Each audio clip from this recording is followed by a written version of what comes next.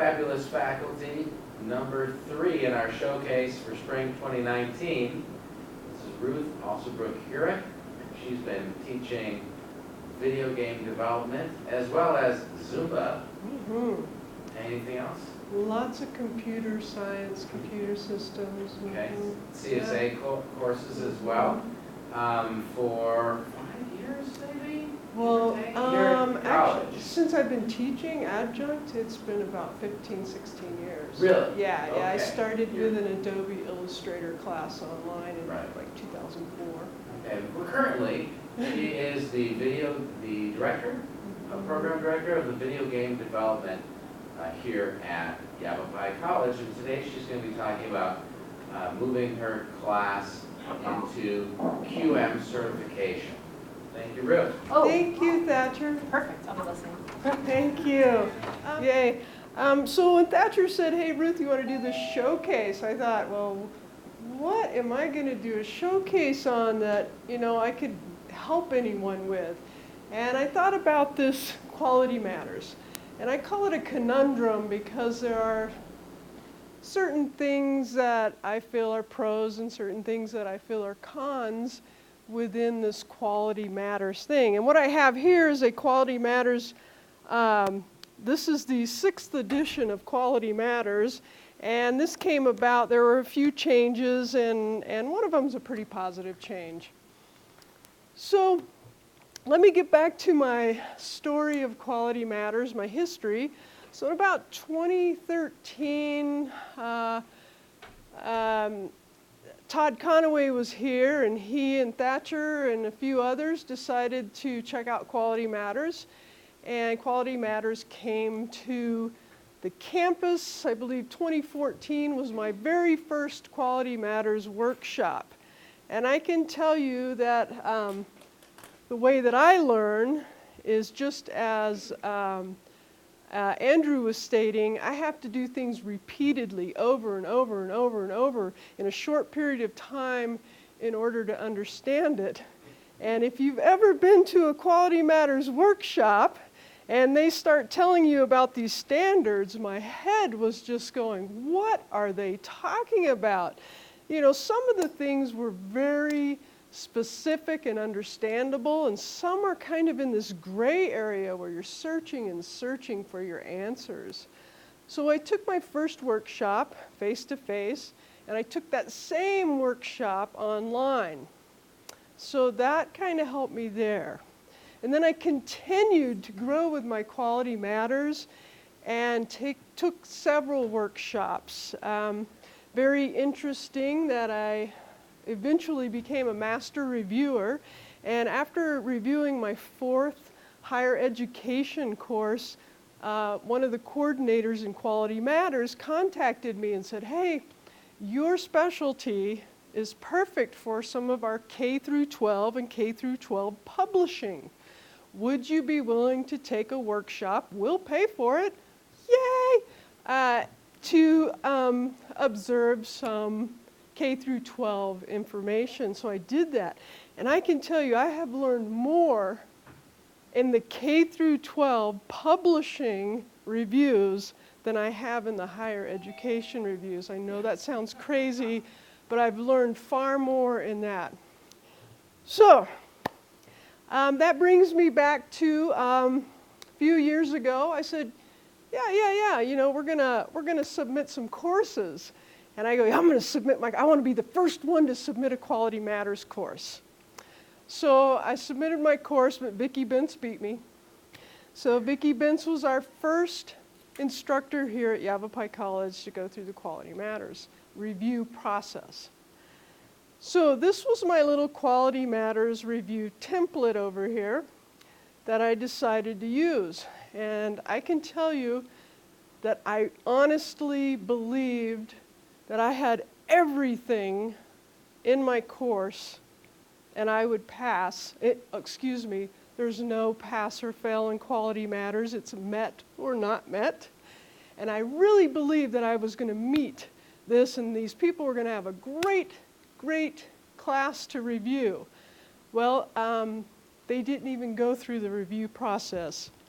they said, we cannot continue this review process because you do not have one of your essential standards within your course. And that was very humbling experience for me. So I went back and corrected a few things, and they started the review process again. And I did not meet quality matters standards. But I had a time period to make corrections based on recommendations from the Quality Matters team, review team, and I did that, and finally my course met Quality Matters standards. So one of my conundrums, which for me is my Quality Matters conundrum, is that Quality Matters has some wonderful, wonderful features. Wonderful. I can tell you, I have data that after meeting the standards, my retention in that class increased 21%. 21%. That's huge, huge. So what I had were things in the course that students said, okay, I know exactly what I'm supposed to do in this course, and I know where to go and what to do. So that's good. My issue with Quality Matters is I feel that it's almost a pyramid scheme. I know I'm probably going to get in trouble for saying that, but if you, for instance, I have received my master's certification, however, I'm getting ready to recertify for the second time, which costs money. That costs money. Every time you do something, it costs money. So that's my really negative aspect to Quality Matters. But let's take you into the course. I know there are a few of you on here because you emailed me and you asked me, what are you going to do? What are you going to do? We need to check this out. So I just want to make sure that I answer all of your questions. So if I don't, chime in and ask that question because I only have about 15 more minutes. So this is the beautiful Quality Matters course that went through the process. And another thing of Quality Matters, you can review a course, and if I could have logged in, I would have shown you another course that's Quality Matters certified. And your course can be all text with no images, no visuals, and you can still meet Quality Matters standards. They may provide a recommendation to add something in there for a little difference. So I'm a visual person, so my courses are very visual, colorful, because that's just the way I am. So I have this wonderful landing page, which they provided me some nice feedback on my landing page. But one thing I have corrected since this course is right here, after this by appointment only, I actually have a welcome video that welcomes students to the class. So and in that welcome video, I also explain how to navigate within my specific class and how to submit some assignments and how to do other little features. So that's an addition, and I wish I could have called that up, but so please note that that's there. So just as our last, that's all right. It's the same. Thank you, Thatcher. I appreciate that. I do offer, as they navigate through class, when they start here, I say, this is the class, welcome. And on this welcome page is where I used to actually have the video on how to navigate the class. And as I was reviewing another person's course, they had theirs on the landing page. And I said, I am so moving that thing right to my landing page. And it's been very, very, very useful, very helpful to the students. So, your first page, you talk about what the class is, if there's any prerequisites. And I like taking this right off of the TELS website. They have videos for students on how to use Canvas. And this is very important, especially in this particular class, because it's one of the first classes that students take ever online. So I want to make sure that they're feeling very comfortable in there. Any questions so far? Anything you want? Anything so far? Okay, I'm getting no's and nods. So I go over the process, and as you know, you click next and you follow all the information. So they're in modules, and my first module is, I call my intro module. Introduces you to the class, introduces you to the grading system, introduces you to all kinds of good stuff. Quality matters, very, very important that you have information on student services and where students can go to for help. And I can tell you that during the review process, what I had were the links. That's all I had. So Quality Matters suggested maybe you should tell us what those links are for. So I added that information in there, so there's no question on that. So next, oops, that's not where I want. Ding. So I also provide Yavapai College policies and procedures. And this wonderful video, I don't know if you know about this video, but it's called Diagnosis Plagiarism. It was made, what, 10 years ago or so.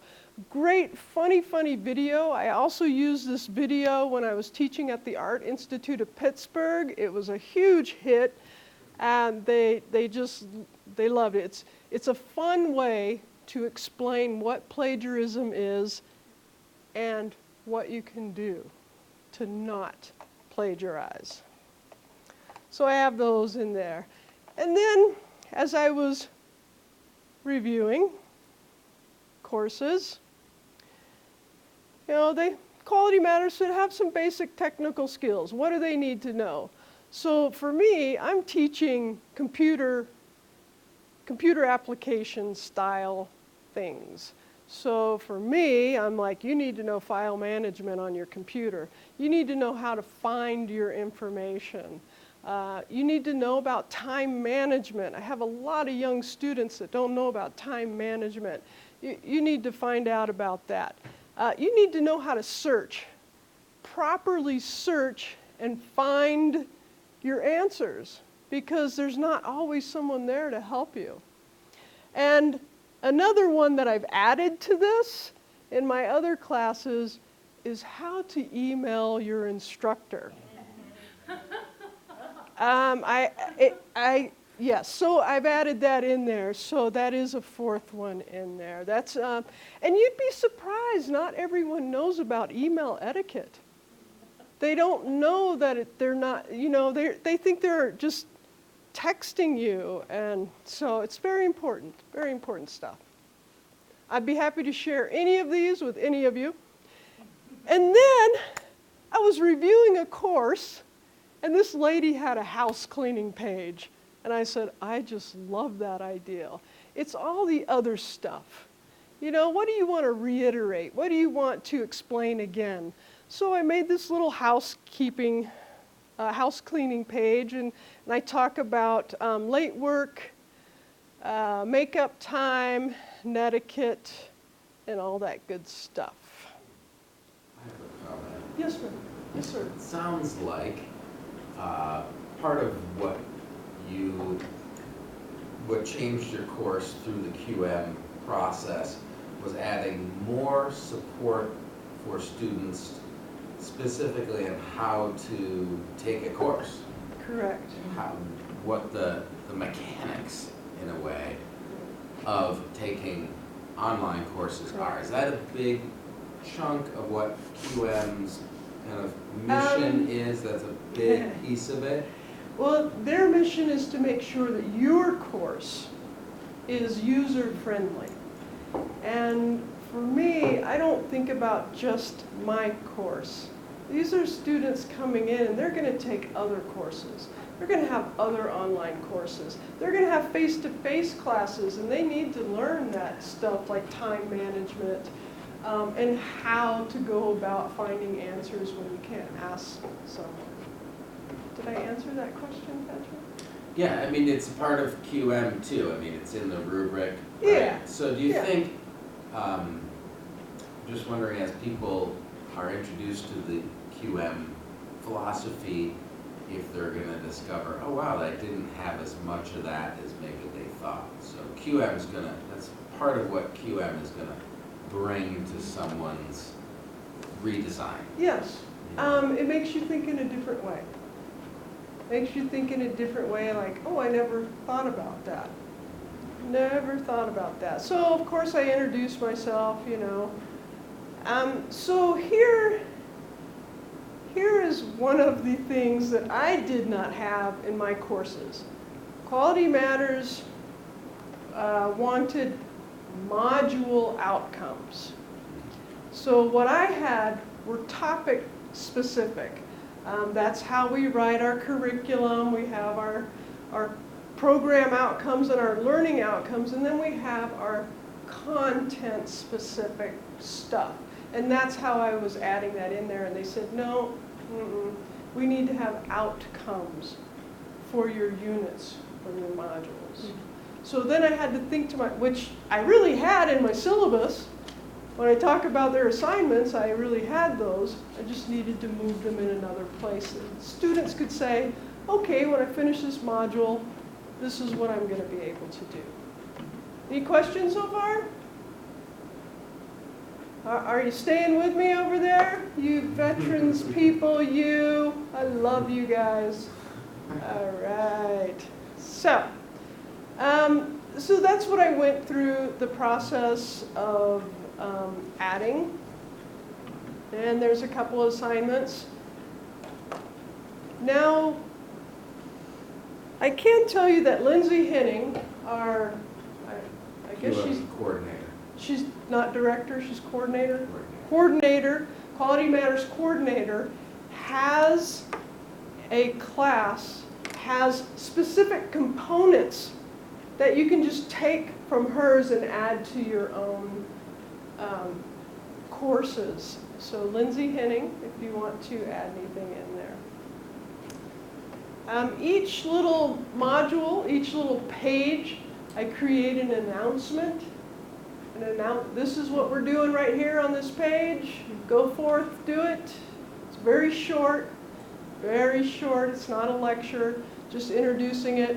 And then I had to provide a narrative. If it wasn't on YouTube, YouTube has closed captioning. You can use their closed captioning, pretty close, or you can go in and edit it and make it correct. But if you don't use that, you need a narrative for those people that cannot hear or have a hearing disability. What else? So, okay, let's head over to Quality Matters. So Quality Matters is a national organization to assist in quality courses. We used to say only online, but this can be utilized in any class, any modality. Good things to have. So, as I was saying, here I have two. I have to recertify for my master's recertification, and it costs the college money. I have a problem with that. And, you know, maybe it's just me, but I have a problem with that. I'm going to sit in Improve Your Online course. However, if you look down further, you see I have that certificate. So, but each little certificate costs money. So, you know, a little hard time.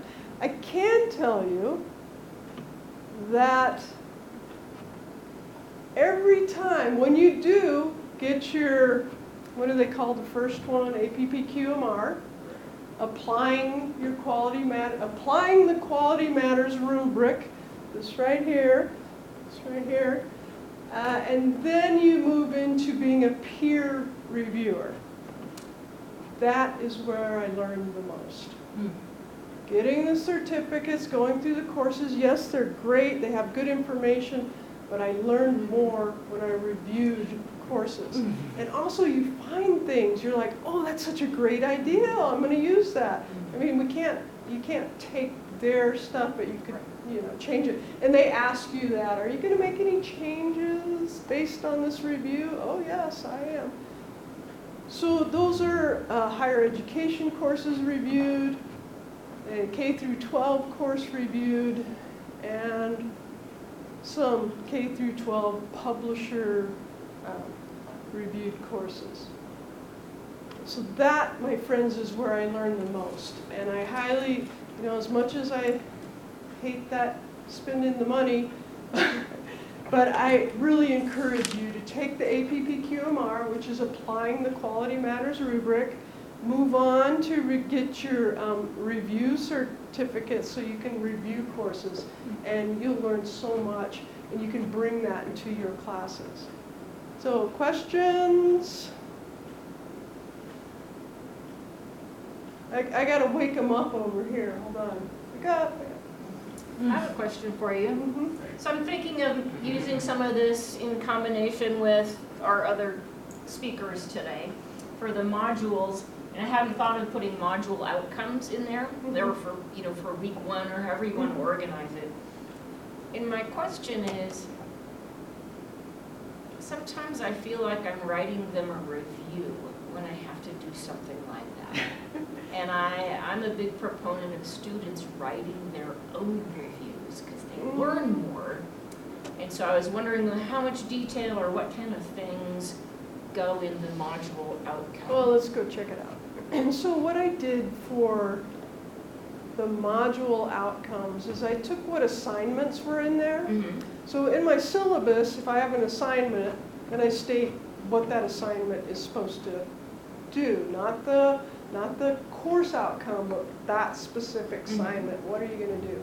So I just took those specific assignments and said, okay, when you complete this, you're going to express that you've read the syllabus and you understand the syllabus. You'll describe yourself. That's the introduction. You'll describe yourself. So just little action verbs, just like the Bloom taxonomy, and just like your course outcomes, but more specific to the assignments that are within that module or that unit.